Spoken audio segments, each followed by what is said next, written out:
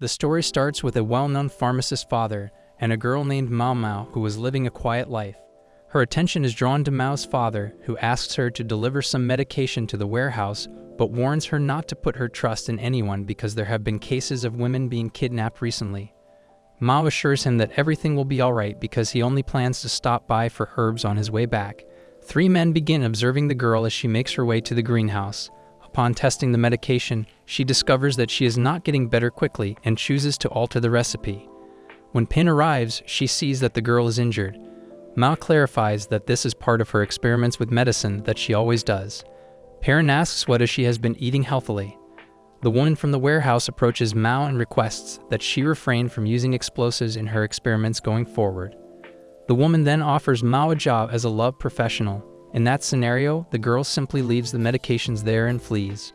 On the way, she refers to the woman as a weirdo because she constantly tries to turn her into a, well, you know. When this happens though and she gets abducted by the previous men, she dismisses the whole thing, saying her father would be worried. Meanwhile, Lady Leah was giving birth to the prince, and after 3 months of what happened, Mao was working in the palace. She questions whether they actually paid her ransom or if she was truly sold. 3 months have passed since the kidnapping. Mama mumbles, the palace is practically the same as a brothel. The best course of action for her would have been to stay out of the inner palace, but the girl regrets it since she was leading a wonderful life as an apothecary up until that point and now finds herself without options. She goes on to say that men are not allowed to enter the inner palace, which is a garden reserved for the women who bear the emperor's children. Only the emperor, his family, and eunuchs, which are men who have lost important parts of their bodies. There are 2,000 concubines, 2,000 servants, and 1,000 eunuchs in the inner palace. Ma clarifies that she and other female servants are disposable and might die at any time, in contrast to concubines of any status. When a servant approaches her and inquires as to which room the sign directs her to, she responds that it is Wisteria 9. The majority of the servants, according to Mao, are illiterate and only receive instruction in the fundamentals of manners. She says that even if they received a raise for knowing how to read and write, that money would also be stolen by the kidnappers, so it wouldn't make any difference.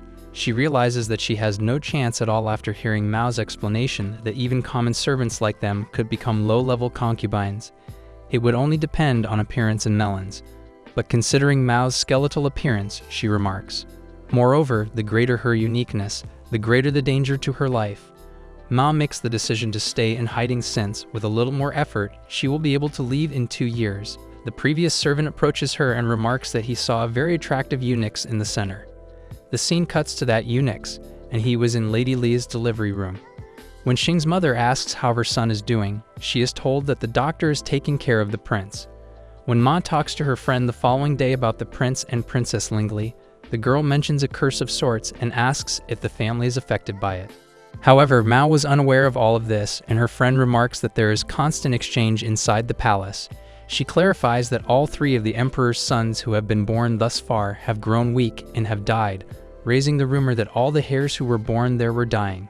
Apparently, this is happening again with the other son, and the girl says that the doctor went to visit Lady Guokyu and Lady Leah, and as the emperor does not have an empress consort, Lady Leah would probably take that place since she was the one who gave birth to the prince. Ma claims that since Lady Leah is unquestionably the most significant woman in the emperor's eyes, doing this would be the right thing to do. However, her friend claims that there have been rumors that the emperor preferred Lady Guokyu, and that this could be the reason behind the curse. With the doctor by her side all the time, the girl speculates that Lady Leah's situation might be considerably worse. Mao inquires as to whether she is also ill, and her friend responds that both she and her son experience nausea along with headaches and stomachaches. This is reason enough for the girl to believe it is a curse. Mao, however, asserts that accepting that is incredibly innocent. As a result, she looks over the data and concludes that the family might have been poisoned. She does, however, believe that it would be pointless to go after the princess if someone wanted to become the imperial heir. Thus, the least possible theory is that she was intentionally poisoned. In that instance, Mao begins to think it's just a straightforward genetic illness. She pauses, wondering why she is giving a rumor so much validity.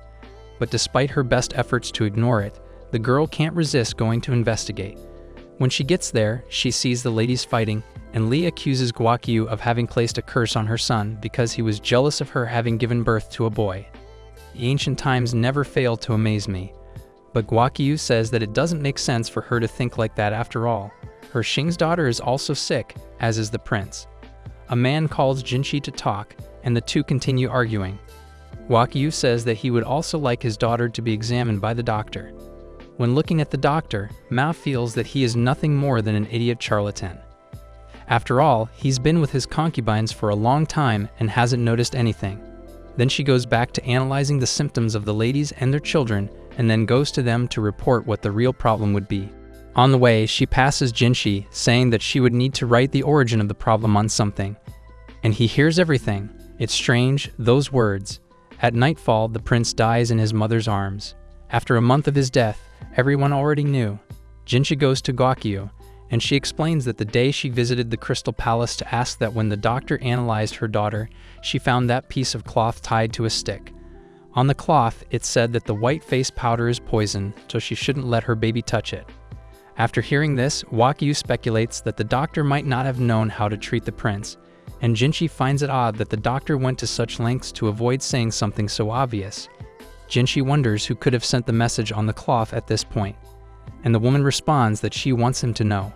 Then he recalls Mao's remark about having to write about something that day, which makes her his primary suspect. Mao is conversing with her friend when she receives a call telling her to report straight away to the servants' matron. When she arrives, her first thought is that she's going to get into trouble because it can't be good for servants to be called by senior officers. When Jinshi shows up, the girls start drooling. Mao assumes he's going to be a haughty woman, but when he approaches them and introduces himself as the inner palace manager, she finds out he's a man. She thinks that when her friend mentioned the handsome as heck unicorn, she was most likely referring to him. The unicorn kinda, never mind. He holds up a piece of paper for everyone, and it says that Mao should stay in the room. When she reads it, she is amazed and says that she really knows how to read, unlike the other servants. So he tells them all to go back to their rooms, and Mao understands that Jinshi wrote on paper precisely to separate her from the other servants. Still, she decides to try to get in the way, but he calls her back and asks her to follow him. On the way, he comments that in her records, it was as if the girl didn't know how to read, and Mao tries to control the situation again, saying that it must be a mistake because pretending to be ignorant is the best choice she could make at that moment. She wonders how he would have discovered the messages she left. After all, the girl had made sure that no one would be watching her. Arriving at the place, he takes her to Lady Guakyu's room, and the girl thanks her for Mao's help with her message. When she learns that she won't be punished, she is relieved, and the woman thanks her for saving Mao's life. Guakyu, on the other hand, says that she is indebted to Mao for what she did for her, and that she is not worthy of such kindness. The girl says she got the wrong person and keeps trying to give up. While Mao believes she doesn't want to die for lying to a significant other, she also believes she shouldn't become overly attached to them. Gotta hold on to dear life.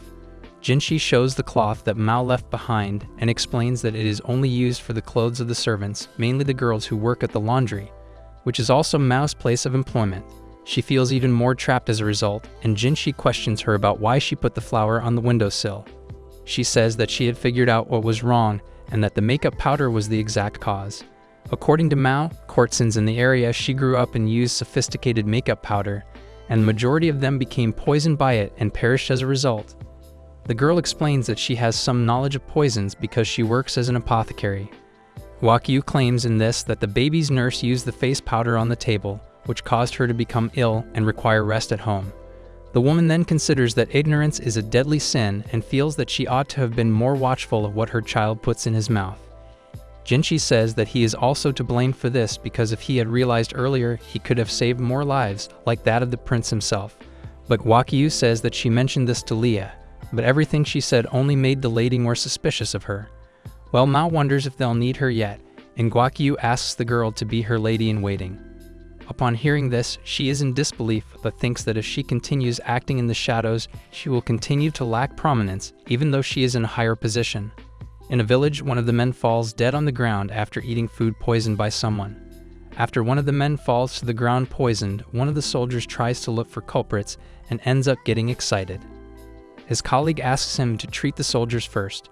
Jinshi stays on top of the situation, and Gin says that the soldiers' food was made by the villagers, and the leader of this village would have been arrested for helping the barbarians. Jinshi asks for time to think about what they should do.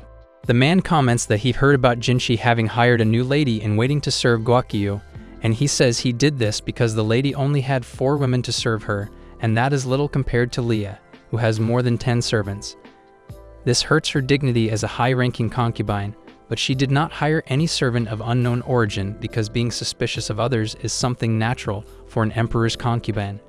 Gun questions who the new lady-in-waiting would be, and Jinchi says that she is the most convenient servant possible. In this case, it would be that servant with freckles. He explains that the girl has very valuable knowledge in medicine, and then the servant understands that she is really very useful, but wonders what will happen if she uses her knowledge in an evil way. Jinchi says that it's just that they don't give her the chance to do that, and says that anything is just him using your beauty to seduce her. Meanwhile, Xalan talks to Mao and says she's jealous of her after all. The girl is going to serve a high-level concubine, but she doesn't seem so excited about it. Well, when she left outside, Jinchi was already waiting for Mao, and she says that she will go to Jade's palace soon and asks if he would like anything.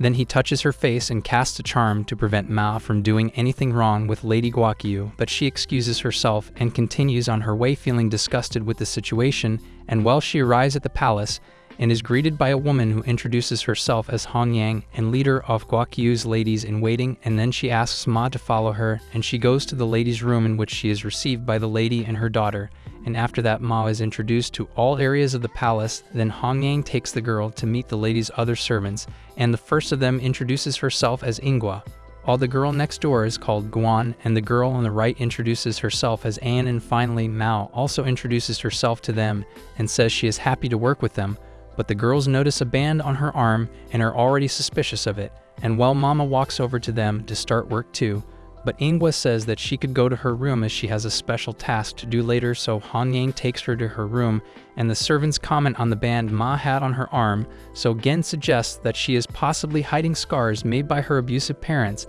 and then be sold to the inner palace and start working as a courtesan while she's left in her room, and she reflects on never having wanted to achieve anything very big. After all, a newcomer like her certainly wouldn't be well accepted there, but Mao notices that those girls' eyes were full of empathy for her. Well, after that, Jinchi takes her to test a dish, so the girl can find out if it has poison or not, and he explains that the food made for the concubines goes through many people before getting there, and that's why it's much easier to someone poisons the dish in the process, and he says that when Guaqiu became pregnant, her food was poisoned at least twice a day, and this caused the poison tester's nerves to stop working to the point that she could no longer move. Then Mao understands why the other girls are being very nice to her. Well, the girl receives the first bowl, and when she takes it, Mao notices that there are no colors or suspicious smells in the food, and when she takes the first spoonful, she doesn't feel any numbness, and then she says that the dish is not poisonous.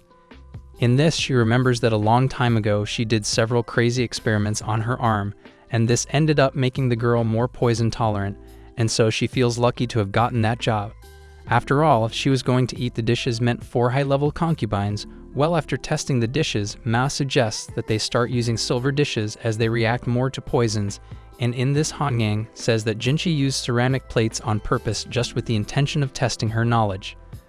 The conclusion of the test was that Mao's knowledge applies to both poisons and medicine. The girl explains that she understands this subject because she worked as an apothecary.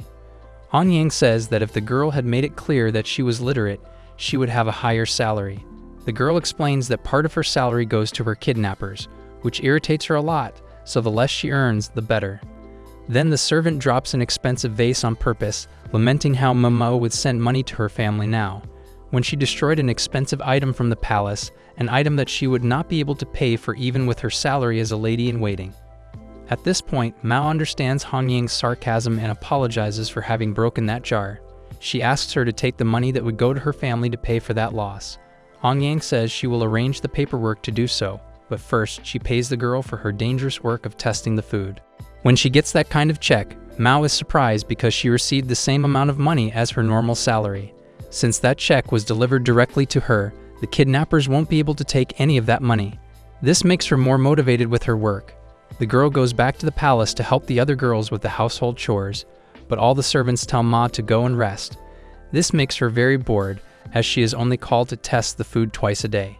However, the girl is called by Guaqiu, and the lady says that Jinchi needs her.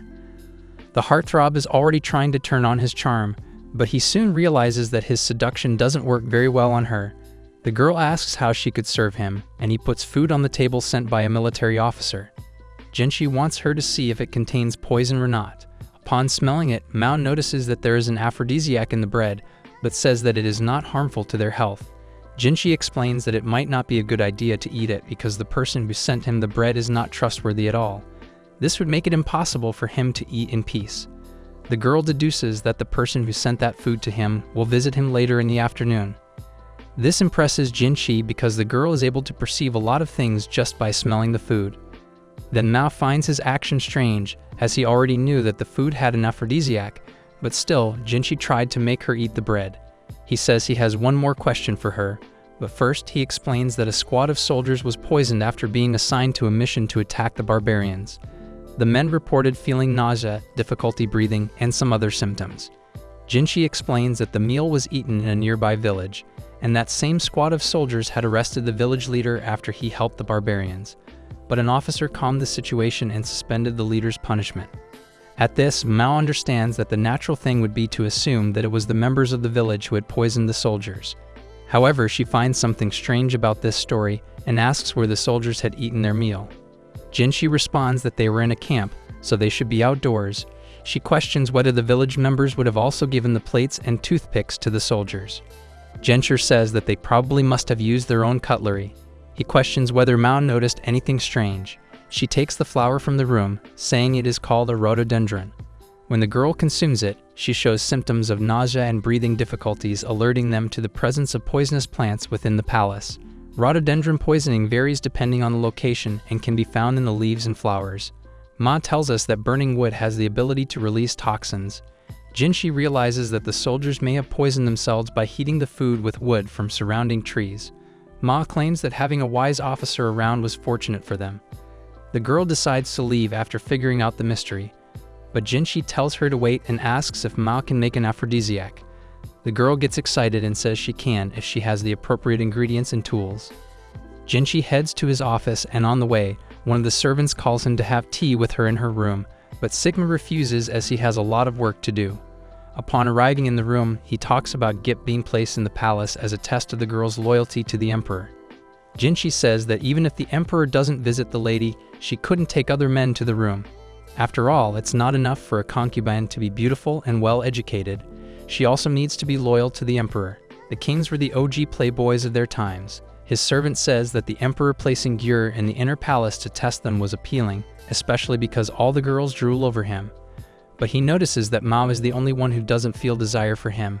Besides, she looks at him with a contempt he's never seen before. For some reason, he's happy about that. The servant leaves, and Jinshi remembers Mao having said that he would receive a visit from the person who sent him the bread. This already makes him lock the doors. The next day, Mao leaves the palace and finds the Charlotte and Doctor and Canon talking.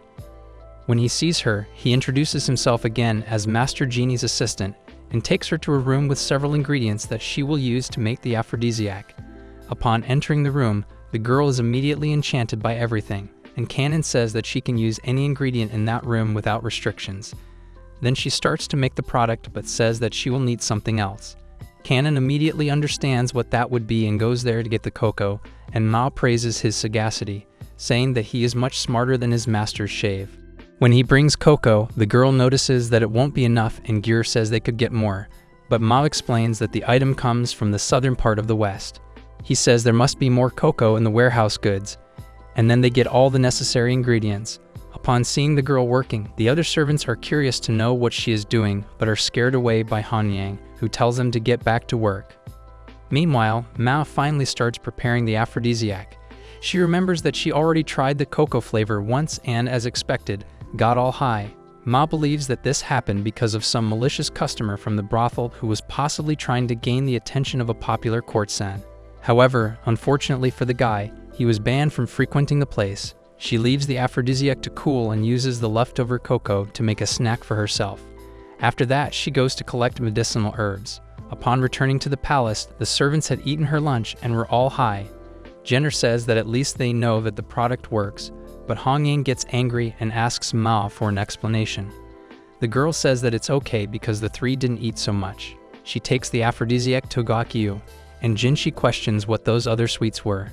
Mao says it's his nighttime snack, Everyone is surprised at this, but the girl explains that he is already used to alcohol and other stimulants, so his body no longer feels the effect.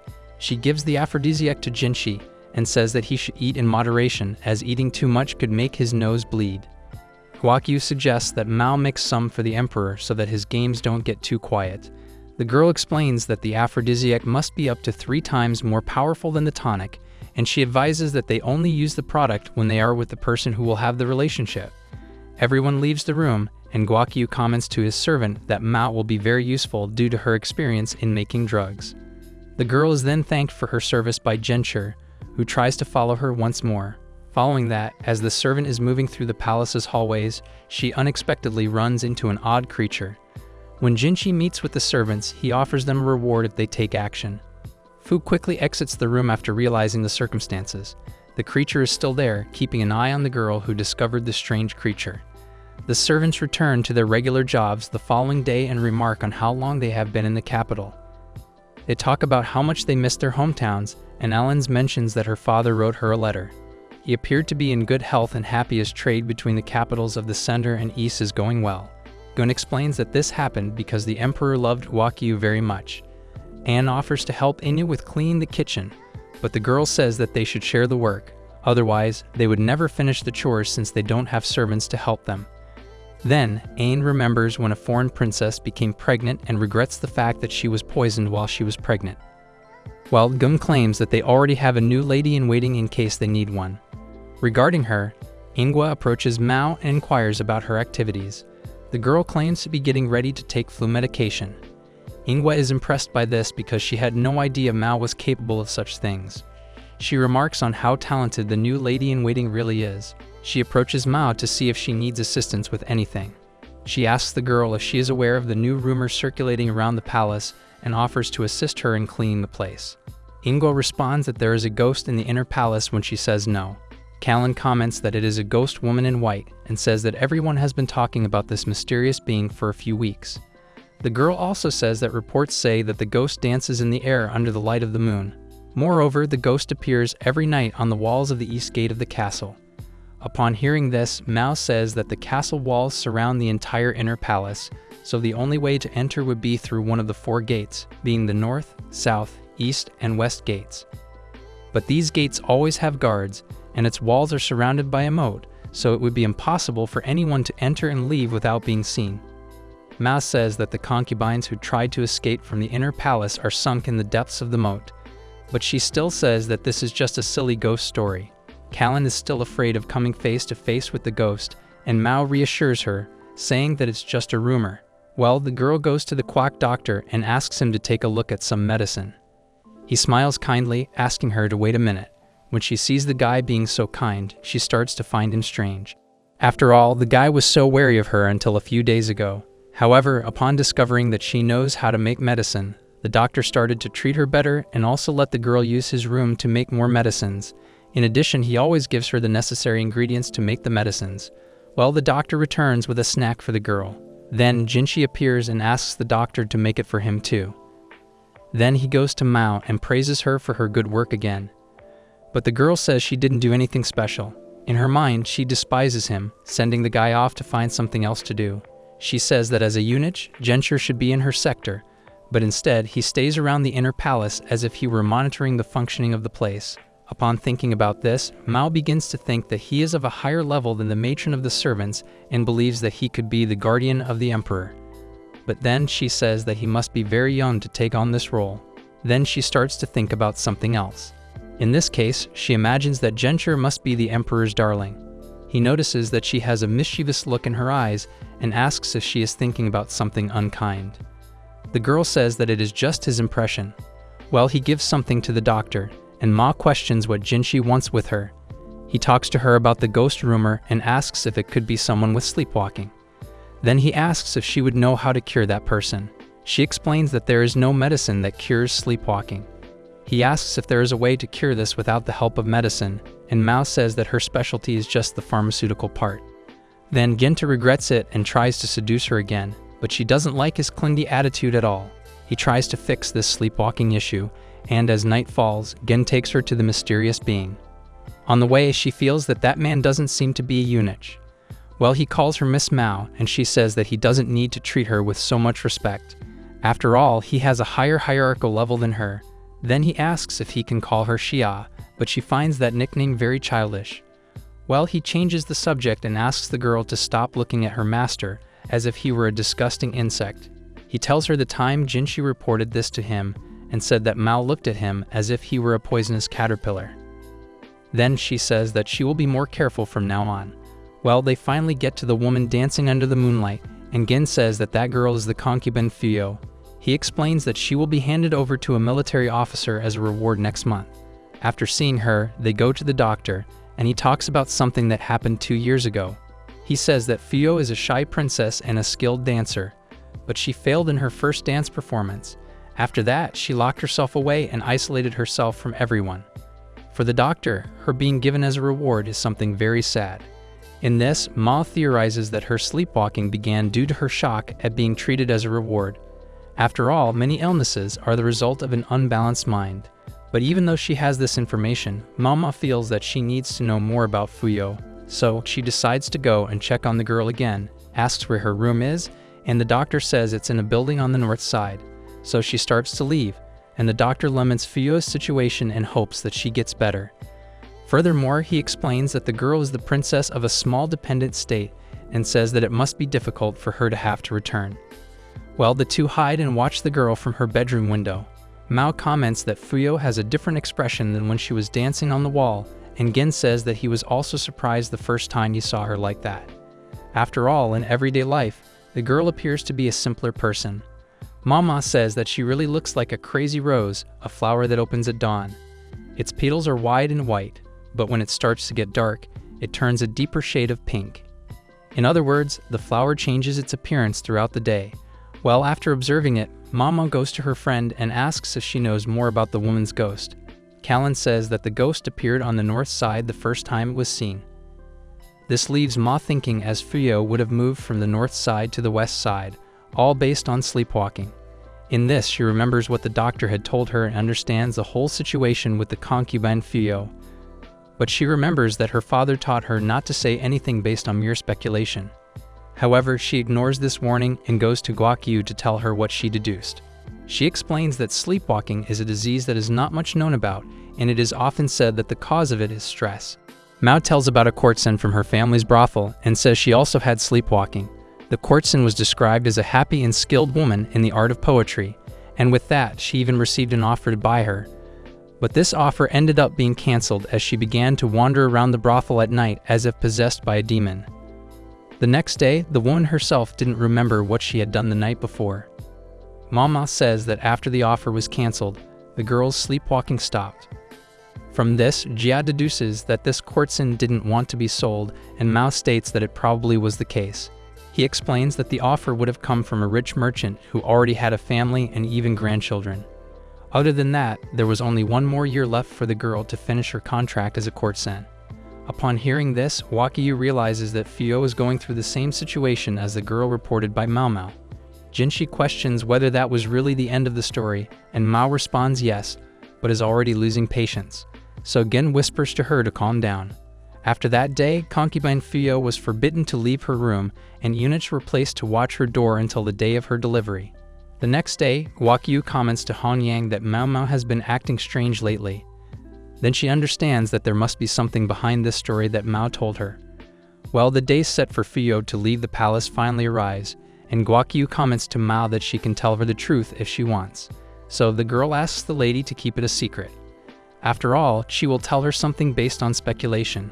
Then the lady promises secrecy, in which Mao says that in addition to the sleepwalking courtesan that she had mentioned, there was another courtesan who had her purchase cancelled for some reason.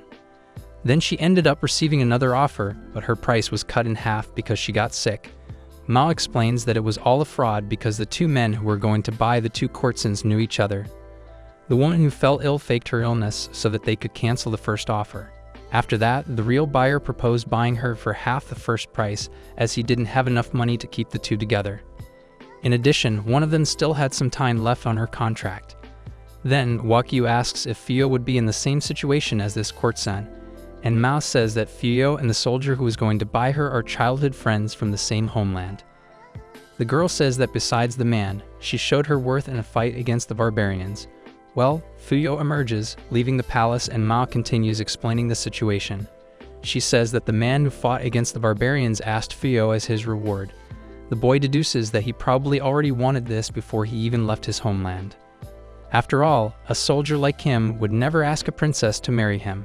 Mao says that the princess certainly shared the same feeling as her childhood friend and explains that perhaps this is the reason why she failed to perform her dance. This way, she would avoid gaining the emperor's attention, and as a result, he never touched her, keeping his body pure. But for Mao, perhaps the emperor will start to see her with different eyes now. After all, she will be handed over to another man. In this, Wakyu understands what made Fuyo pretend to sleepwalk. In addition, Mao says that the fight against the barbarians was in the eastern region, and the night dance she did was at the eastern gate. With this, she deduces that Fuyo was wishing that the soldier would return safely from the battle. But she says that that is just speculation. Well, she leaves walking with her lover, and Wakyu wonders if she would be a horrible woman out of envy. There, as she leaves, Mao remembers that Fuyo was beautiful that day when she was dancing. In that, she answers Gwakyu's question and says that she is not bad for feeling jealous of Fuyo. After that, the two come back to the palace, and Mao contemplates the end of the afternoon. Upon seeing that love is capable of making a woman very beautiful, the girl wonders what kind of medicine she would be able to make with this ingredient called love. Meanwhile, a man goes to Gwakyu's room and says he has a request to make to the apothecary. The servants of Leah Gash scold Mao, saying that the food she made for the madam is very bad, which makes the girl feel fed up and feels that the Crystal Palace is not for her. Mao is taken to test Gwakyu's food, and after doing her job, she turns her back to leave, but the emperor calls her back and says that he has a request to make. Before that, he explains that the concubine Li has not been well lately, and he asks Ma to keep an eye on her for a while. However, the girl understands that he wants her to cure her, and as the emperor's word is the most important, she agrees to collaborate immediately. But she finds it strange that he is saying this around another concubine, and for Mao, she follows it to the letter what an emperor would do. The girl is also surprised by the way people treat her there. After all, she is only there on imperial orders, and Mao feels that they must hate her for being a maid of Lady Gwakyu, as they are all the lady servants Leah. Speaking of her, Leah's servants complain to the girl again, and say that she has already finished what she had to do there, so she could leave. So she goes to the cafeteria and talks to Callan, explaining that she is in the Crystal Palace taking a look at Lady Leah's situation. Callan remembers that she was not in very good health, and Mao suggests that she was poisoned by her whitening powder. Her friend comments that that powder was banned there. In addition, Callan says that this powder was also taken from the inner palace by the Unich. Then she focuses her attention on Mao, and says that it is incredible that she received a request directly from the emperor, but she doesn't think that's cool at all. After all, if the emperor called her to take care of Leah, it's a sign that he doesn't trust their doctor at all. Well, Scene says goodbye and wishes Ma good luck in the kitchen. When voting for work, the girl explains that she will start taking care of Leah by changing her diet to something healthier. But before that, Mao needs to expel the poison from her body. And to do this, she decides to prepare a congee with lots of fiber and accompany it with a diuretic tea. After preparing the food, she goes to deliver it to the lady, but she is stopped by her servants who despise her, saying that it's not a place for inferior girls to come in. Then she goes back to the kitchen, prepares a new dish, and goes to Lady Li again. Once again, one of the servants criticizes the food, but she explains that Li needs to eat something easy to digest. But another servant disputes this and says that sick people need more nutritious food. So Mao watches that servant going to take Leah's food. But the girl notices that all that food is too heavy for the weakened stomach of a sick person. Mao is surprised by the fact that no one does anything about it, and then the servant gives the food to Leah, but the lady starts coughing. The servants go to Mao and scold her, saying that it is also her fault, so she is expelled from there once again. In that way, she feels like she'll never be able to get close to Leah to help her. Meanwhile, Jinshi watches her from afar, and Mao decides to go back to Lee's room and asks the servants to let her analyze the lady. But they say they don't need her help. Ma feels that Lee will end up weakening to death if she can't take care of her. After all, the lady hasn't been eating for a long time because her servants are only serving her heavy food. Furthermore, Mao suggests that she has lost the will to live after losing her son. Well, she leaves the place and appears worried about not being able to fulfill the mission that the emperor assigned her. so Jinchi goes to her and says that she appears to be in trouble. Then the servants immediately go out to see what that was all about and find it strange that Mao is talking to Jinchi, so he tries to seduce her again and asks them to come in. When they see this, the servants turn red with embarrassment, and he orders the girls to stop going against the emperor's wishes, as this does not suit ladies as beautiful as them. Then everyone makes the day with this comment and decides to stop disturbing Mao. With that, she finally manages to gain access to Leah. When trying to serve her food, the lady manages to eat. However, Mao notices that she is very weak, and when touching her face, she notices that the color of Lee's powder is the same as what she saw previously. So she goes to one of the servants and asks if she is the one who takes care of the makeup of the lady, and she replies yes, as it is essential that Lee always looks beautiful. The servant says that because she is her concubine, the duty of keeping her elegant is also her responsibility. But upon hearing this, Mao slaps the servant in the face and says that that is just punishment for her being an idiot. Then Mao pours makeup powder on her face and explains that the poison will infect her body after a while so that she too will be as beautiful as the concubine she takes care of. Mao explains that that makeup powder was not banned for nothing. After all, it causes countless problems to the body of those who use it, so she turns the servant's face towards Lady Leah to show her what the body of someone who uses this looks like. But the servant tries to refute this, saying that she was just worrying about keeping the lady elegant. Then Mao tells the servant that her head doesn't think about anything precisely because she is arrogant and thinks she knows everything. She says that Leah certainly wouldn't be happy about being poisoned with the same thing that killed her son. Ma gets up and asks the servants to clean the place to prevent the D from proliferating. As time passed, Ma commented that Lee's health was worse than she imagined. That's why she ended up needing to change her diet from congee with cereal to rice water. Furthermore, she opened the window to get some air into the room. Mao notices that those servants of the lady were, in fact, very incompetent. In addition to not knowing how to do anything right, they were more concerned with trivial things like incense than with things really important. The servants bring the hot water and the cloth, as Mao had requested. In the meantime, she serves water and tea frequently to the lady so that she can expel the poison through constant urine. As soon as Leah started to improve, Mao started adding more grains of rice to her water. Soon she was able to give soup and crushed fruits to the lady. As for the irresponsible servant, Mao heard that she was confined because she apparently hid the dust from Lady Leah. As for the eunuch who was supposed to confiscate all the dust from the palace, he suffered punishment for his incompetence. The next day she returns to her work, and Jinchi appears there with her assistant. He presents her with her favorite food, and she is very happy, feeling that they would make good husbands if not eunuchs. Jinchi asks if she needs help with anything and gets too close to her with the intention of seducing her, but that doesn't work. So he goes to the sounds builders and asks them to speed up the construction because Lady Lee needs this as soon as possible. He explains that she needs to sweat more to expel the poison. Ma goes to the lady, and she manages to say something after a long time, but she was asking them to let her die soon. Mao says that if she wants that, just stop eating. But she doesn't do that yet, having an attachment to life. Then she starts to have memories of her son and understands that Mao is right about her still wanting to live. The days go by, and everyone continues to care for Lady Leah. On another one of those days, Mao meets the servant responsible for the makeup powder. She tells her that she has already been released from her confinement and received permission to serve Lee again. The servant states that she will never make a serious mistake like that again. She asks to replace Mao, and the lady's first request is that the servant brings her some water. Upon realizing that she will still be able to serve her, the servant begins to cry with emotion. 2 months passed, and Lady Leah was finally able to walk alone. Ma noticed that she had high self-esteem but without being arrogant. Although Ma thought she was selfish after what happened with the prince, she realized that Leah in fact has the appropriate personality to be a concubine. After observing her for a while, she decides to go and rest a little. Lady Leah goes to her and caresses her as a way of showing gratitude. But as Mao's service was no longer necessary, she says she will leave the morning of the next day. However, she claims that she has already disciplined her servants so that they can serve Lady Leah correctly. The lady asks Mao if she will still be able to have another child, but she says that Li will need to try to find out. She explains that the emperor's love for her has already ended, and Mao reveals that she was sent to take care of her at the emperor's command. She believes that he will possibly visit Leah soon. the lady thinks about her son again and blames herself for having ignored the advice that could have saved her son. In addition, she worries about falling behind in relation to Gwakyu.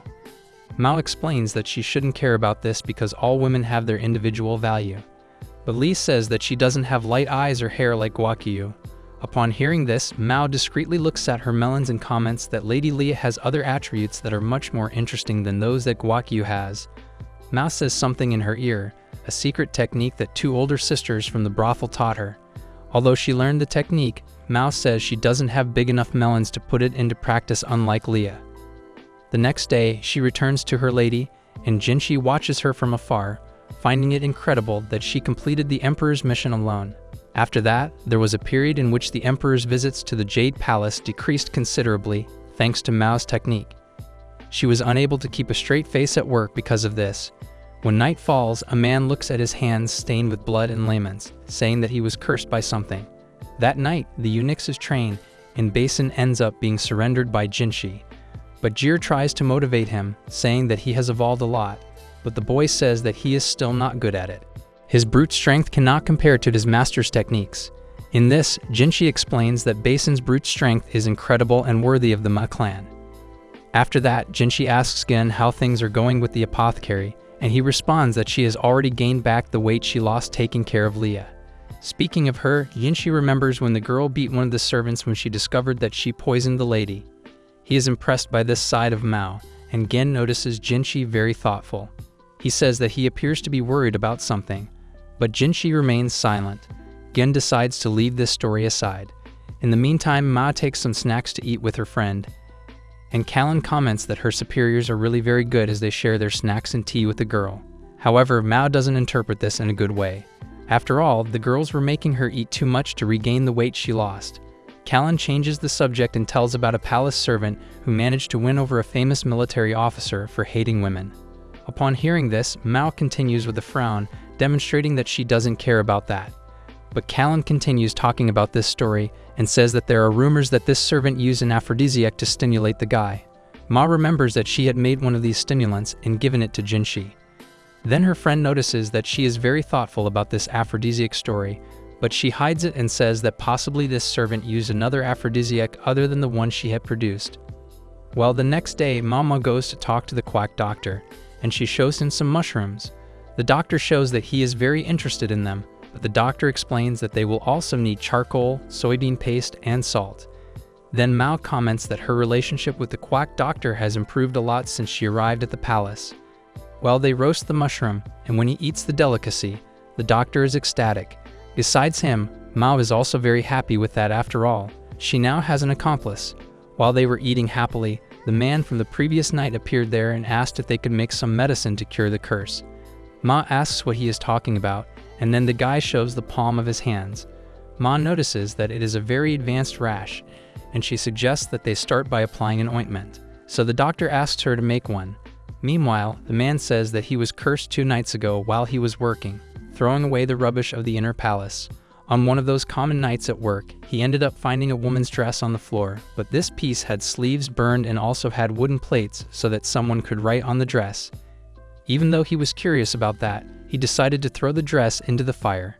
But when he did so, the fire grew absurdly large and ended up burning his hand seriously. So he claims that it could only be a curse as that stain remained on his hand until now. Ma takes the fire and pours a substance into it, which makes it change color. She asks the man if the fire also alternated between those colors, and upon seeing this, he asks what that thing was. Ma explains that fireworks work that way. However, the man questions what that could be in her hands. She says that there was probably something on the wooden plates of the dress, and that would have caused irritation on his skin. Then he gives him a medicine and asks him to test it and see if it will have an effect, in which the man thanks him for the help.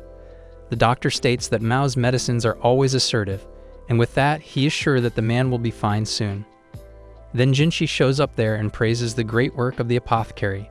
Upon seeing him arriving, the doctor offers to prepare him some tea, and Mao asks if Master Jinshi would like anything. Upon hearing this, he feels like he needs a serious reason to go talk to her. However, she cynically says that he can feel free to talk about whatever he wants, so he asks Mao Ma to accompany him for a moment, and when the doctor returns with the tea, he has already left. Well, Jinshi takes the apothecary to a table, and under it there are several dishes with powders of different colors. He asks Mama how many colors are on the table, but she says that she is not able to answer that specifically. So Jinshi asks how she could transpose those colors onto something, and Mao explains that you can dissolve them with salt and water. But some of these powders can only be dissolved with other things such as oil, but that is outside his area of knowledge. Well, she understands that the matter has already been resolved, and so she asks for permission to leave. Jinshi asks her to wait, and upon analyzing the dishes better, he asks her to cook them in a pot of tea. Then she realizes that he discovered her ability in these things, and so she is allowed to leave the room. Jinshi asks Baas to do a sweep to find all the people who have recently suffered burns on their arms. Meanwhile, Mao reflects on the wood of the dress and suggests that they are some kind of code, as people would only use that for the purpose of sending a secret message to someone. She is left wondering what that could be, but she remembers that she's just a simple poison tester, so she shouldn't worry about something like that. Well, she arrives at her lady's territory, and one of the servants asks her to try on an outfit. Even though it's strange that it came out of nowhere, she tests her friend's clothes, and the servant explains that this is Mao's dress for the garden party. But she appears to be out of touch with this matter, and then the servant says that the emperor and his most important servants gather in the courtyard twice a year to celebrate. Anyang comments that because the emperor hasn't married yet, he doesn't have an empress consort. She explains that because of this, it is very common for them to take concubines of the highest level to the party. The 4 high-level concubines are the most suitable to become the empress consort, and Hongyang cites the 4 starting with the precious Kokulia. She is considered the wise concubine. Lishu would be the virtuous one, and finally we have the pure concubine called Aduo, and the servant explains that Guakyu and Li were not present at the previous party, because they had just had children, but now they decided to call all 4 concubines, and Mao asks what their role will be at this party. To which Hanyang says they don't have a very relevant role at the party, and Guakyu explains they are all just invited. The only thing they should do is follow the emperor's rules while at the party. Anyang says it's normal for some officials to show up to greet them. She asks Ma not to forget to smile when talking to them, but she doesn't seem to like that and asks if it's mandatory to participate in this party. Anyang jumps on the girl, saying that she must definitely go after all. This will be Princess Lingle's first appearance. Besides, all 4 high-level concubines will be at the party, so it's an event that can't be lost. However, Mao doesn't care much about this and notes that because Lady Wakyu has few ladies in waiting, her presence there will be indispensable. Moreover, she will certainly be in charge of testing the dishes to check if they have poison. The servant suggests getting Mao a makeover to make her look fuller and more attractive to the men at the party. In addition to taking care of that part, Hongyang offers to give Mao a really nice makeup as she doesn't see any problem with the girl hiding her freckles from time to time. When leaving there, Mao mentally rehearses how she should act at the event. She realizes that she will need to be very resilient to withstand such a hassle. Then she goes to the kitchen, and Hongyang notices a good smell coming from there and asks what the girl is doing. Mao explains that it is a sweet made from ginger and tangerine. The servant asks if she is making that sweet for the party, and she says yes. In addition, she had also made an outfit with pockets which she would wear underneath her main clothing. In this underwear, Mao will put some pocket heaters to be able to better deal with the cold. Upon seeing this, the servant begs Ma to do this for all the other girls too, and so she complies with the request and starts making the outfit. She is interrupted by Jinshi and Basin, and the two ask her to make an outfit with pockets for them too. Besides them, even the seamstress and the Emperor's Sea Book appear, asking for the same thing. So she spends the night working on the clothes. When finished, Mao sighs with relief and remembers that the day of the party is the next day. Meanwhile, Basin goes to his master to talk about the search for people with burns on their arms. He says that he hasn't found anything so far, and upon hearing this, Jinshi becomes worried and wishes that everything will go well at the party at the garden. The next day, Wakyu was already ready, and the servants admired her beauty. Hanyang states that she is more beautiful than all the other women. She thanks him and gives a necklace to each of her ladies in waiting so that they are marked as their servants. No strange guy will bother them. After that, the servants go to Mao to put makeup on her, and the girl shows complete astonishment at this situation. But the servants continue the procedure, and then all the concubines gather together with their ladies in waiting, and Jinshi tells Liet that she will eagerly wait to see her at the party. She is all in love with it, and Jiner says that now only the Guakyu concubine is missing. Basin notices that his master seems to favor the Guakyu concubine more for some reason. Well, she thanks all of Mao's help, and the girl says she's happy to have been useful. While they're talking, Jinshi appears there and comments that Kokyu looks wonderful in red. He says that the beautiful style is mysterious, hers must come from her jade eyes. Well, he notices Ma there and decides to go check on her. Upon seeing her, Jinshi is paralyzed as this is the first time he has seen her wearing makeup. But she says that she is not wearing makeup, and Jiner says her freckles are gone. Then Mao explains that the freckles were part of the makeup she already had, and when she took it off, the freckles disappeared with it. Jiner says that what she is saying makes no sense, and then she regrets having tried to argue back with him. But since she had said that, Mao decides to confess the truth. She explains that every day she used dry clay on her face to make her freckles, so he always saw her with makeup on. The girl says that makeup isn't just for makeup purposes, beauty. Then Jiner asks her why she wants to have fake freckles, and she says it's to prevent herself from being taken to a dark alley because even though she lived near a brothel, the men didn't always leave satisfied, so she wouldn't be a victim of these guys. Ma adopted the appearance of a short, ugly, and skinny girl. Upon hearing this, he asks if they've already done something to her, and Mao says no. In this case, she was just kidnapped. Jiner apologizes for her security measures having failed, but she says it's okay because there is no way for the buyer to know whether it was an illegal kidnapping or an illegal sale. But still, he asks if this doesn't irritate her, and Mao says yes. But she recognizes that Jiner is not to blame for this. He apologizes anyway, and then she notices that he is being sincere in what he says, and this is something very rare. Well, he says goodbye and says he will see her later at the party. Then Mao notices that he left an ornament on her head when he touched her, and she wonders why he did that. Then the servants go to her and cry with envy because they wanted to be in Mao's place. Guakyu, you go to her and put the ornament on her head again. Well, the event finally begins, and while everyone is distracted, one person puts a plate on the table. Well, all the servants are shivering from the cold, but they say that pocket heaters helped control the climate. Mao comments that being stuck in that cold is even worse. Then they begin the party's musical events, and upon seeing the performances, Mao notices that they seem to be made to incite rivalry between them. Guan says that the woman in front of them is the Empress Dowager. She says that the girl gave birth to the emperor when she was very young and soon after had another son. But this second son was in very poor health, to the point of not even being able to leave his room. But Gun comments that she saw him there a short time ago. While the ladies in waiting start to argue among themselves, and Lady Leah's servants make fun of the other girl's appearance. They say that the fact that they are ugly affects the lady's reputation.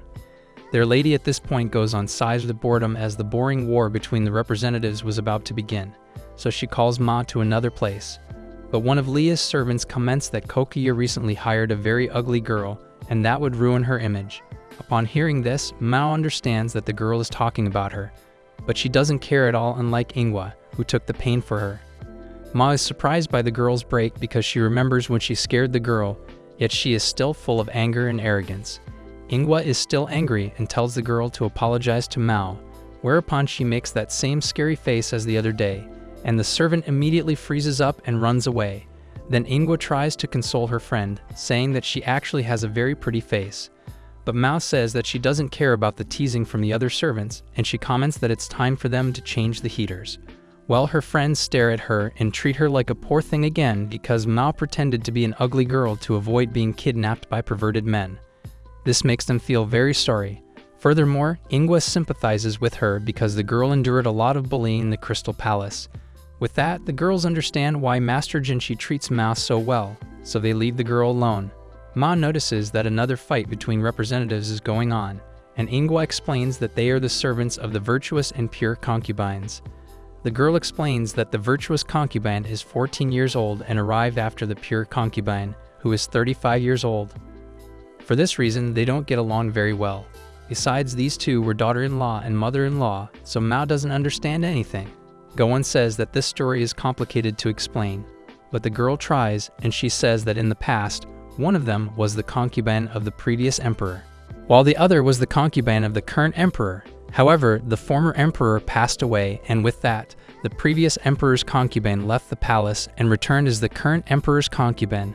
Upon hearing this, Mao remembers that at the time the emperor passed away, Adua was 30 years old while Lishu was 9. Although it's all just politics, Mao finds it strange that a 9-year-old girl became a concubine. Han Yang comments that this is really very strange. So Mao starts to put the information together in her head and remembers that they were both daughter-in-law and mother-in-law. With that, she discovers that Lishu was the wife of the former emperor while she was still 9 years old. Speaking of her, the girl appears there and immediately looks with contempt at the servants, and Han Yang says that Mao must have certainly noticed that the girl is really very young. When analyzing her clothes, Mao understands that a white dress would suit the virtuous concubine more, but the girl chose a pink color precisely to clash with Lady Guokyu.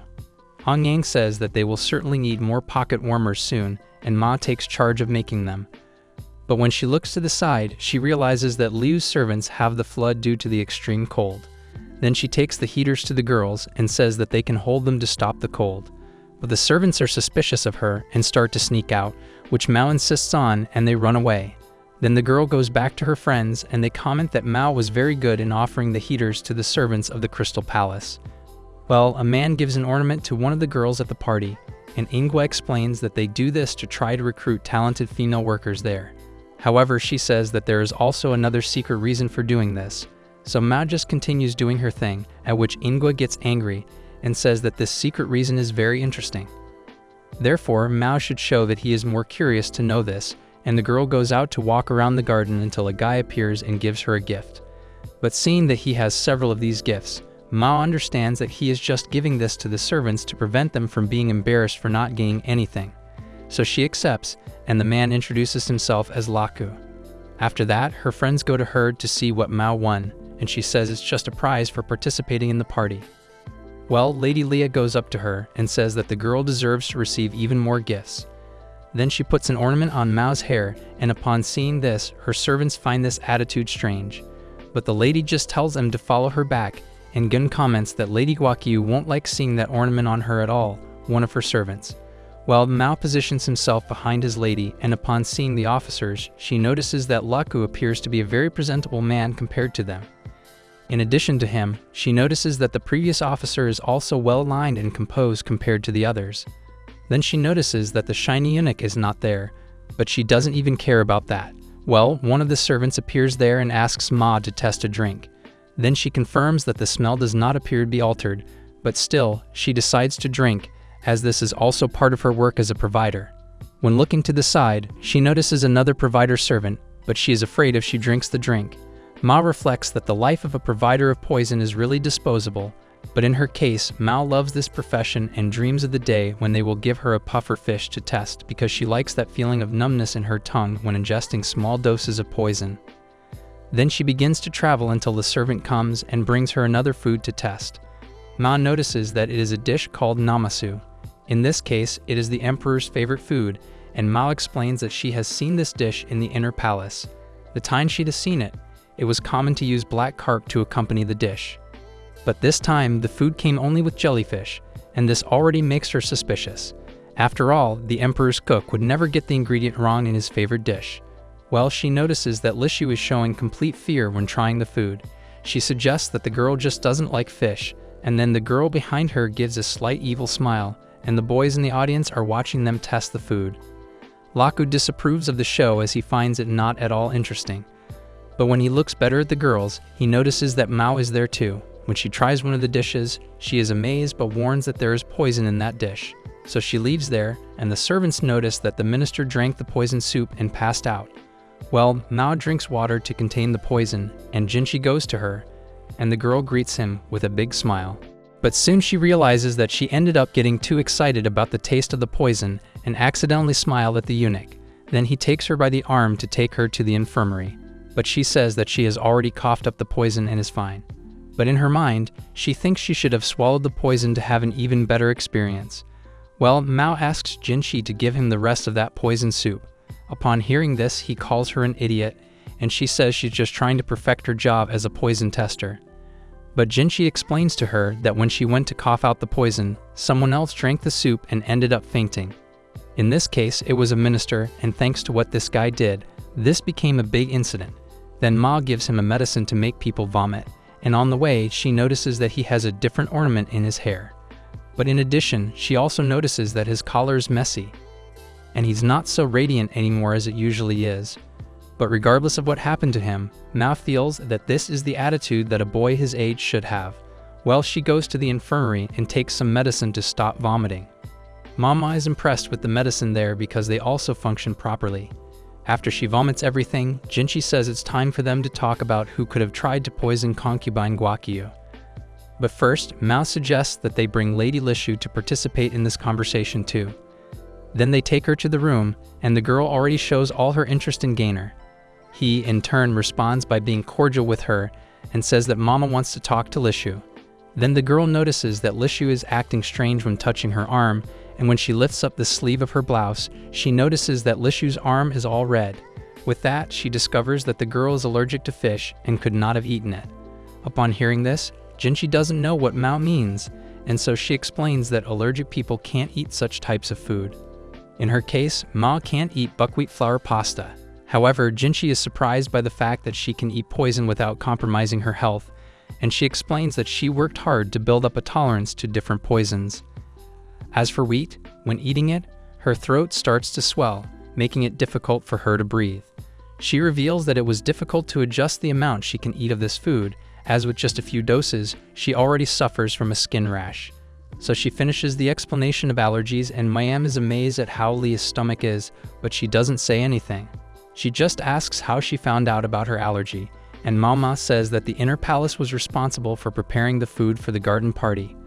But Namasu was using a different ingredient than usual. Then Mama suggests that Lady Lishu's food was swapped with Guakyu by mistake. She explains that in that case, Lishu just had red marks on her arms, but that could have been more serious. She says that giving that kind of food to Lishu, knowing her allergy, is the same as poisoning her. Then the girl servant begins to tremble with fear, and Mao asks if she would be Lady Lishu's food provider. The servant responds yes, and then Mao gives her a note of things she should pay attention to avoid Lishu suffering from her allergy. But she warns the servant that she must strictly follow what is written there, because if she makes any mistake, not even the best doctor in the palace will be able to find a way to save Lady Lishu. After applying all this psychological pressure, Mao understands that the servant will no longer do anything wrong. After leaving the infirmary, Jinchi touches her and questions what that all meant. Ma takes his hand away from her and says that she is too inferior for him to be touching her. He tells her that she is the only one who treats him like that. For her, the other girls are just being nice to him by letting him touch them without restrictions. While Mao asks to leave as she needs to communicate what happened to Lady Guakyu. But before she leaves, Jinchi asks why she asked to call the provider too. She responds that she just wanted to warn her to be more careful with Lady Lishu. So he asks if she was saying that the error was on the part of the servants, and Mao says she's not sure. After all, she's just a mere lady waiting. Upon hearing this, Jinchi notices that he won't be able to get so much information out of the girl, but he decides to ask one last question. In this case, he wants to know if the target of the poisoning would have been Lady Liu. Mao says that if the other foods were poisoned too, she would be the target. After that, she finally manages to leave the room and notes that she had a very tiring day. Boz wonders if this had anything to do with the incident in the woods that other day. As for his master, he just wonders who would have done something like that. The episode starts, and we are in a dream where we see an old man walking alone. We suddenly see little Mao Mao running toward the old man, calling him dad. It is her dad, and we are currently in her dream. We see that she is caring for her father and actually misses him. Waking up from this dream, Mao Mao is a little concerned. She is very worried about her father and wants to know if he is doing okay or not. Well, that is very caring of her to think that. I bet she is a great daughter. Yesterday, Mao Mao got sick because of something that happened after the garden party. The girls in the apothecary insisted that Mao Mao should have a good night's sleep because she had drunk the poison. She was very sick the day before, but she is feeling fine right now. She is very happy that the girls helped her get to bed and she got a good night's sleep.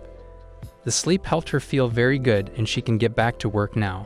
She sees and notices that it is almost noon. In her mind, sleeping till noon is not a good thing and no one should do that. Thinking this, she gets up and realizes that she has to do makeup today to get back to work. She cannot go out like this. Girl, you can go out like this, you look good enough. We see Jokyo sitting with Hanijiang and the little baby is playing by himself in front of her. Mao Mao shows herself and asks for the continuation of her work today. This surprises Jokyo very much. She thought that she was going to take off for today and she thinks that is for the best. She suggests that Mao Mao should take off, but she cannot just stay idle for the day. She has to work, and she has to get back to work right now. Gyokyo is happy seeing Mao Mao being so sincere to her work. She notices and asks Mao Mao about her freckles. Mao Mao explains that she has to let her keep them as she feels very uncomfortable without them. She understands and moves on from this. She lets Mao Mao know that everyone wondered who the lady in the waiting was. This gets Mao Mao a little nervous. Anyways, Gyokyo lets Mao Mao know that Gaoshan came by this morning and he hasn't left since. He was feeling quite bored, so she asked him to pick out weed. This is very surprising for her, as she clearly saw Gaoshan sitting in one of the top seats at the garden party yesterday. Why would such a high-ranking person do such a thing? He is very caring, she figures. Anyway, Mao Mao feels like Gaoshan has his own way of impressing the girls in waiting. With this out of the way, Mao Mao has a last request and asks Gyokyo if she can use the parlor. She can, and saying this, Gyokyo turns to Hinijiang. After a little while, Mao Mao is sitting alone when Gaoshan comes to her with a bowl of soup, saying that Jinchi asked him to give her this. She notices right away that this is the soup that Gyokyo was supposed to drink. There is a small silence before they both clear out that she should not drink the soup. Gaoshan feels like someone would have poisoned the soup. Mao Mao also has her concerns and doubts, so they have to investigate it now. Mao Mao notices that the bowl is of silver, and it is probably currently corroding the soup, and it is not going to be tasty for sure. She is not going to drink it for sure. Gaoshan explains that he didn't touch the bowl, however, he did check the stuff inside with a spoon. Mao Mao has an idea, and she gets up to get some stuff. After spending some good time getting some random stuff, Mao Mao sits back. Gaoshan notices that she has picked up powder, cotton, and a brush. He is trying to figure out how are these going to be helpful when Mao Mao explains. She worked at an apothecary before working here, and there, she learned a little thing about this situation. Saying this, she picks up the cotton and rubs the powder with it. Brushing the bowl with it, she looks at it, and we can clearly see the fingerprints. They now have the fingerprints of whoever touched the bowl. Gaoshan is not that person, as he got the bowl and got here by wrapping it in cloth. She explains that the fingers become visible because of the silver and how it corrodes quite fast. That is the reason you thoroughly wipe the silver things so the fingerprints are not visible anymore. Gaoshan picks out that it means that the fingerprints on the bowl are from the people who picked up the bowl after it was wiped clean. That is right, and the finger marks on the bowl and their placements allow them to guess who held it and from where they held it. Mao Mao has the person who touched the bowl and gasps thinking about it. Gaoshan asks her, but she avoids the question, saying that she was just thinking of a random thing. Mao Mao begins to explain that the bowl was picked up by 4 people in total. The first to hold the bowl was the cook. The second person was the server, and the third person was the Lishu's food taster. The fourth person is still unknown, and they cannot guess it right now because the fourth person is surely the one that poisoned the soup. Gaoshan is still a little confused as to why there is a taster's finger mark on the bowl of a high-ranking concubine. For Mao Mao, that is simple. She knows exactly what is going on here. She explains that it was on purpose. The taster swapped the bowl on purpose, not knowing that it was poisoned. Gaoshan asks why would someone do that to a high-ranking concubine. It is quite hard for him to believe that someone would do such a thing to a concubine of such respect. But Mao Mao knows exactly why this is happening, and it's true. Gaoshan wants to know. But before telling him, Mao Mao explains that this is all conjecture on her part. She cannot say anything for certain. Gaoshan understands this. Mao Mao asks Gaoshan if he remembers what Lishu was wearing that day at the garden party. He remembers for sure that it was a flashy pink-colored dress. Mao Mao explains that if a concubine is wearing a color that clashes with Gyokyo's, her ladies-in-waiting tell her to not wear this one but recommend some other one. Or they tell her to wear something that they themselves are wearing. But that day, Lady Lishu was wearing pink that was clashing with Gyokyo's, but her ladies-in-waiting were wearing white dresses. That made her look like a fool who could not read a room. The ladies-in-waiting are supposed to make their lady shine, but that day, something else happened. We see that the day at the garden party, the ladies waiting for duo were scolding those of Lishu's ladies-in-waiting for not doing their job properly. The rear palace is a place full of enemies, and the only people a lady can truly trust are her ladies-in-waiting. Mao Mao believes that Lady Lishu wore that dress that day without knowing that it was to humiliate her and nothing else. The ladies-in-waiting forced her to wear the dress. It is starting to make sense for Gaoshan. He knows that because these ladies-in-waiting wanted to bully their lady, they swapped the soup of their lady as well. But that ended up saving the lady, as she was not aware that the soup was poisoned. That is still quite distasteful in Mao Mao's opinion. But Gaoshan still has a question. Can someone answer this guy so he can shut up? He has all kinds of questions. He still cannot figure out why would do such a thing. Mao Mao explains that Lady Lishu became the emperor at a very young age and a concubine. She knows that a lady must protect and serve her husband no matter what, and that is the reason that Lady Lishu marrying her deceased husband's son was seen as an indecency beyond words. That is the reason those ladies in waiting are constantly trying to bully her no matter what. Mao Mao believes that the mark left on the bowl was by the person who added the poison to the soup. They must have held the soup from the rear and added the poison by stirring and holding it. She knows that Hanjin taught them not to touch the area where the noble lips touch the bowl, and that teaching matches the description of this bowl's marks. Is this girl Sherlock Holmes? Give her a medal or something for her investigation skills, my dude. Gaoshan still has one more thing to ask Mao Mao. For God's sake, let this girl be. He wants to know why Mao Mao protected the taster girl yesterday. This makes Mao Mao a little mad, but she still goes on to explain her reasoning. She feels like serving people's life is worthless in this rear palace and really everywhere you go, especially a taster. So she just wanted to help the girl. Gaoshan promises to her that he will forward everything she says to Jinshi. After thanking him, Gaoshan leaves. He leaves and Mao Mao gets to thinking that the girl was probably a saint for swapping out the soup bowls. Thanks to that girl, she tasted the soup and got poisoned. Has she lost her mind? She got poisoned and she is happy about that. Mao Mao wanted to swallow the soup, but she could not. On the other hand, Gaoshan goes straight to Jinshi and tells him everything as Mao Mao explained it to him. Jinshi is not very focused and is already very tired because of all the mess of the garden party. He finds it very interesting how Gaoshan uses his words to make something that is very horrible and complicated seem very simple. Jinshi is very tired and doesn't get the chance to sleep at all because of all the mess. He didn't even have the time to change his clothes, for God's sake. Saying this, Jinshi lay down his head on the table to close his eyes and rest a bit. Gaoshan lets him know that his hairpin is exposed and he should take it off before resting. Jinshi takes it out and throws it on the table in sheer laziness. Gaoshan didn't like this and reminded him that only special individuals get to wear these hairpins, so he should be grateful and should take care of it.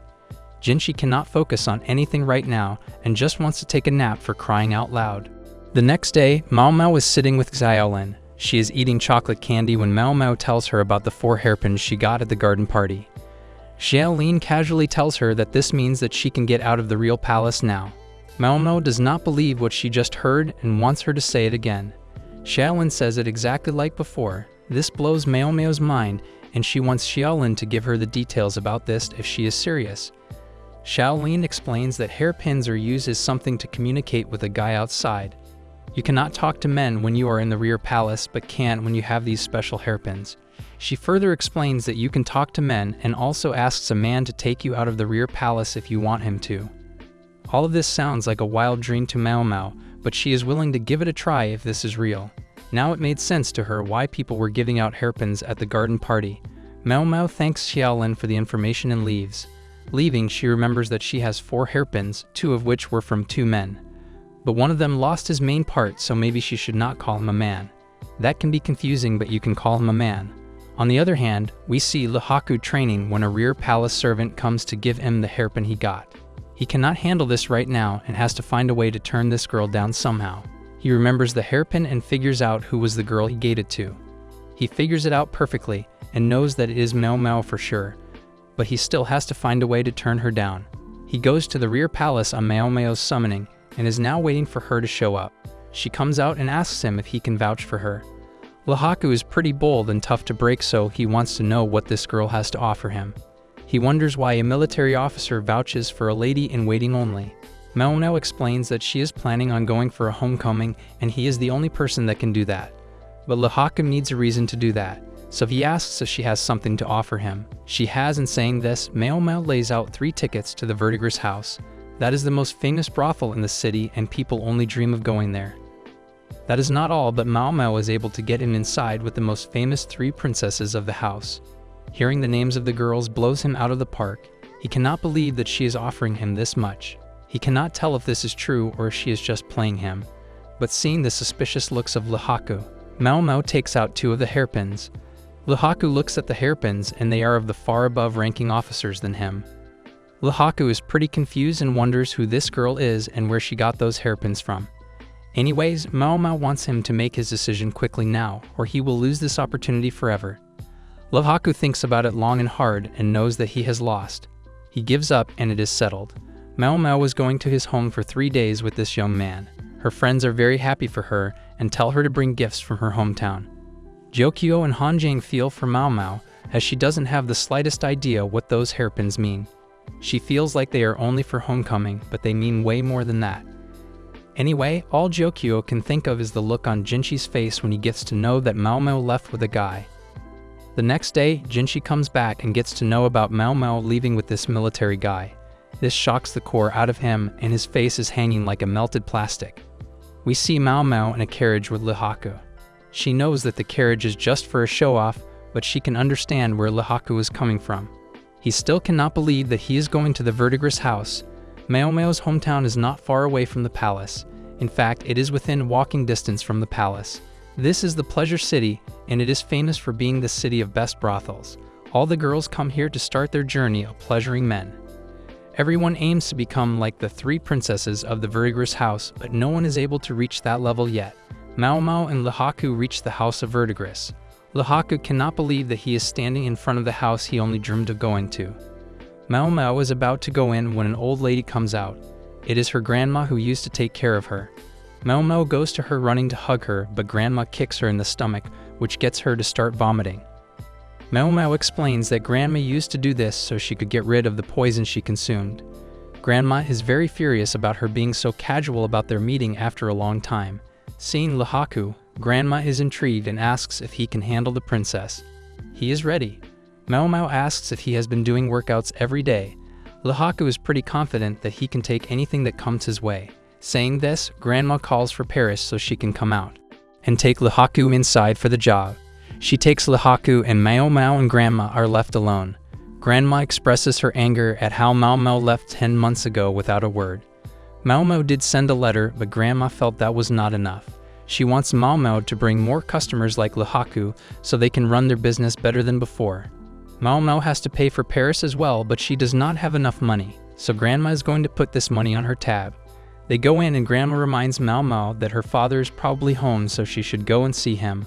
Mao Mao gets excited and heads home. Cross one street and the look of the city changes drastically. In this part of the city, we see beggars and other homeless people. Reaching home, Mao Mao enters the home and sees her father working like he used to. He is happy to see his daughter back. Mao Mao explains everything and the night comes. She feels very tired because of the day and wants to sleep. She also wants to shower, so her father suggests that she should take a bath at the Verdigris house tomorrow. Saying this, Mao Mao gets to sleep and her father looks at her and cannot stop thinking how her fate changed just like that, and she is now in the rear palace of all the places. Mao Mao is at her home now. She slept till night, and she has gotten a very good sleep. Feeling fresh, she wakes up thinking that she has to get to work, but she realizes that she is home. She doesn't have to go to work today and can rest and look around the town for the day. With this in mind, she gets up and walks into the room when she realizes touching her hair that she needs a shower pretty badly. Mao Mao needs a shower and has been saying that since yesterday, and now she has to get one. Not seeing her father in the house, she knows that he is probably in the field working as usual. She knows that her father has been working for a long time now and he cannot stop. She wishes that he would stop working, but that is the only thing he likes doing at this age. He loves making medicine from the herbs he grows in his field, so no one can and should stop him. We see her father in the field picking out herbs. Meanwhile, Mao Mao goes out and comes to the field to look at different plants there. She is roaming through the garden when she hears someone knocking violently on the door. Going to see who it is, she sees that it is some girl who looks like a servant in the brothel nearby. But she looks very scared and in a hurry for some reason. Mao Mao goes to her to tell her that she doesn't know who she is, and maybe she is a servant or something, when the girl grabs Mao Mao by the arm and takes her with her. She is taking Mao Mao to some place and not telling her where they are going. They are running through the town to reach a place where a lot of girls are gathered and are looking in a room with frightened faces. Mao Mao gets confused, but everything makes sense when she looks in the room. The girl who brought her here tells everyone that she has brought an apothecary and maybe she can help.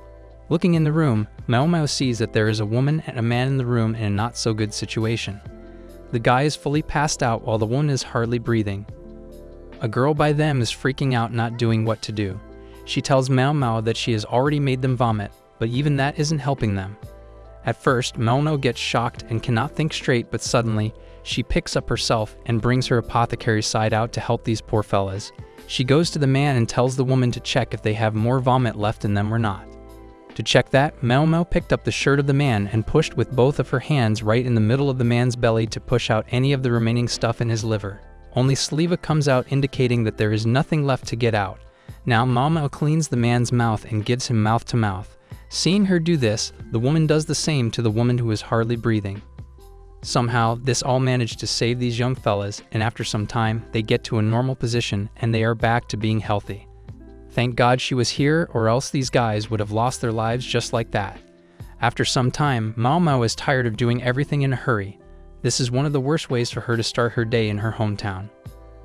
The women who called for her are still in the same room where all that happened. The woman is about to take some bottles they drank last night out with her when Mao prevents her from doing that. She believes that there is still poison left in that, so they should just leave them here.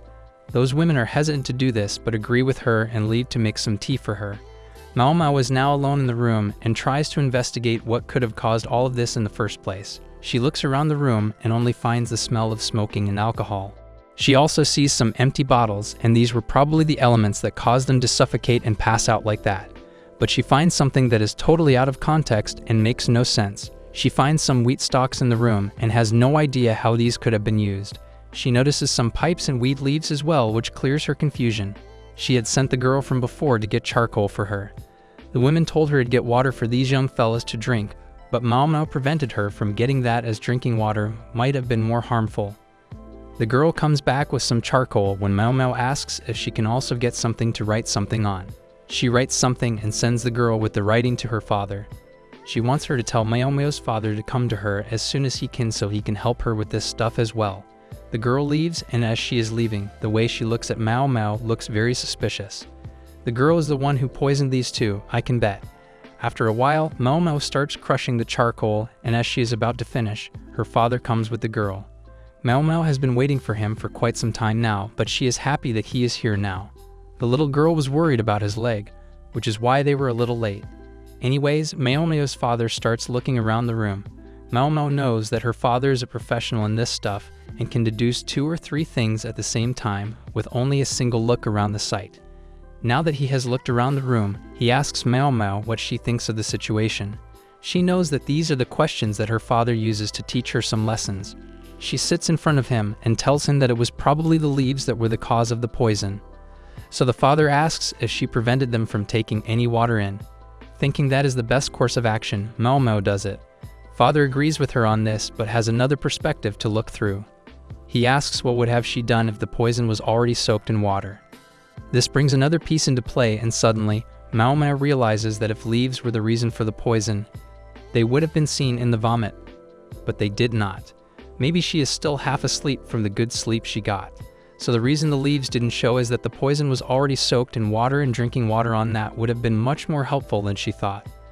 The lesson her father was trying to teach was learned by her at this moment, and she realizes that she still has a long way to go. Father makes the medicine for those two, and the woman gets the medicine.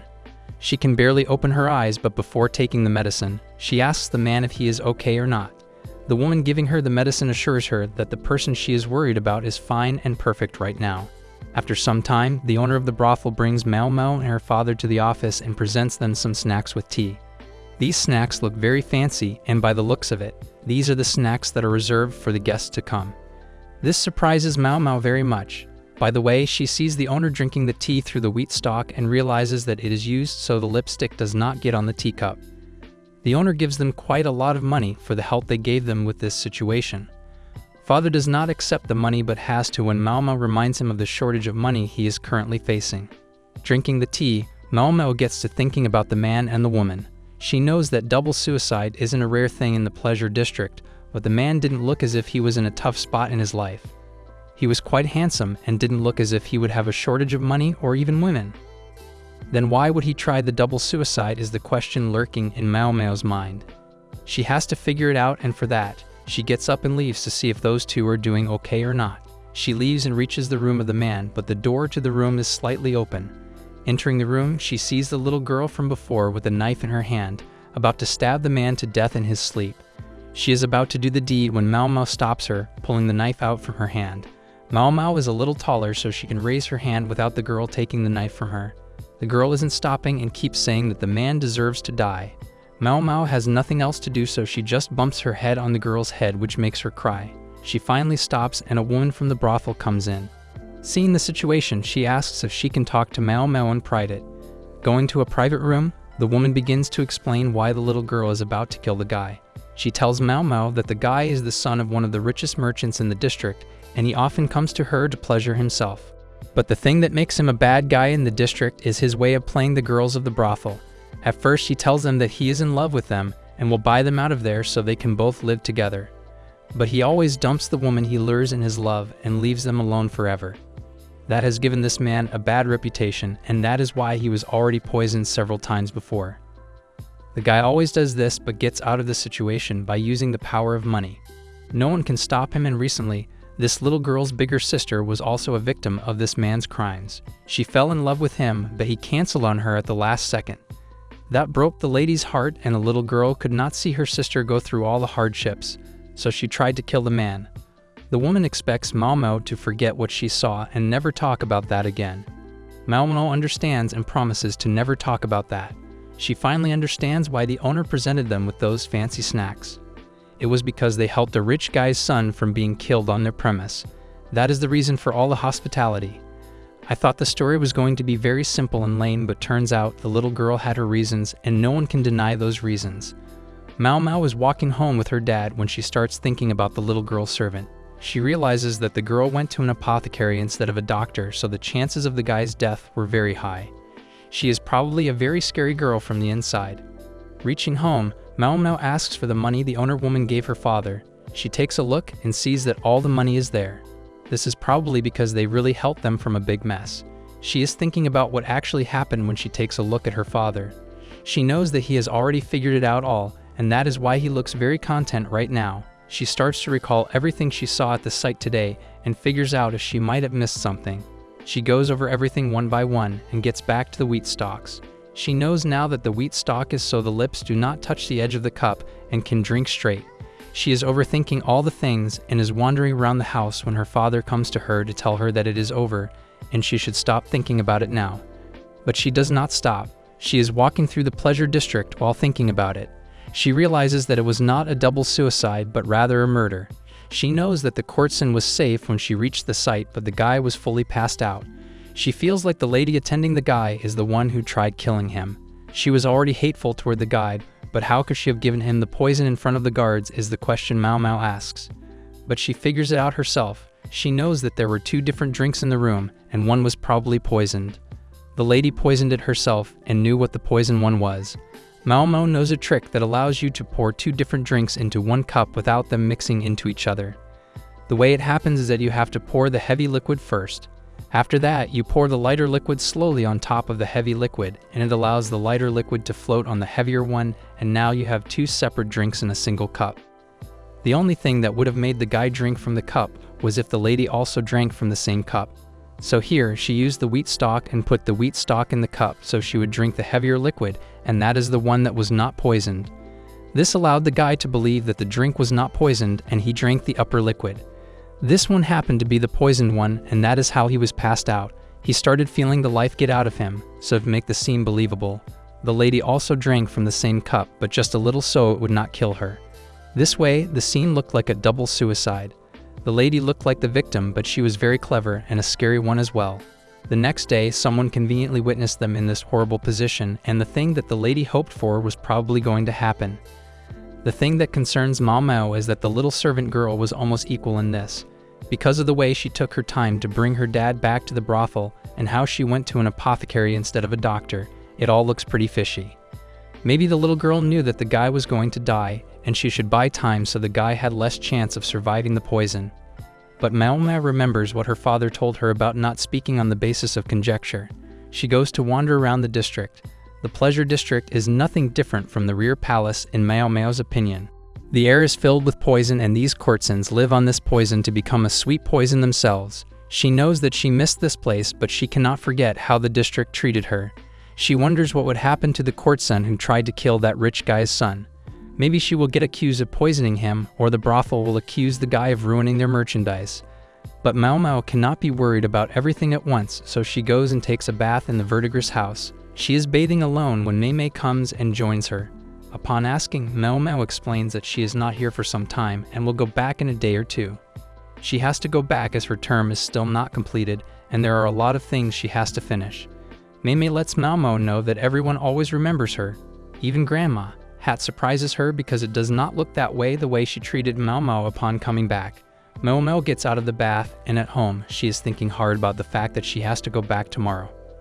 The next day, Mao Mao gets ready to leave and saying goodbye to her father, she starts heading to the verdigris house to take Lahaku with her. There, Lahaku is in a dream right now because of Mei Mei. Mao Mao knows that he had a good time here and will not forget it in all of his lifetimes. Lahaku does not want to go but he has to, so they leave.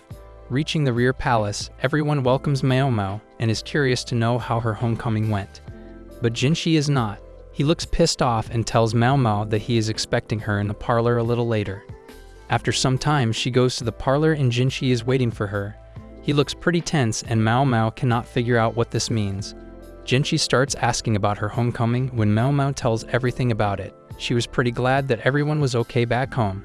Jinshi asks about Lahaku and what she thinks about him. Mao Mao does not think that much about him. The thing that concerns Jinshi is why Mao Mao did not rely on his hairpin. Instead, she went to that military officer. This surprises Mao Mao as she thought he was mad about something else.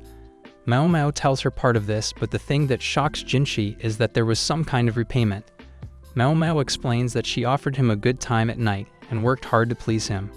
The way she says this makes it sound like she did the deed with him herself. Jinshi is shocked to hear this and drops the teacup. Coming out of there, Jokio is laughing her heart out hearing what Mao Mao said in there. She said it the worst way I can vouch for that.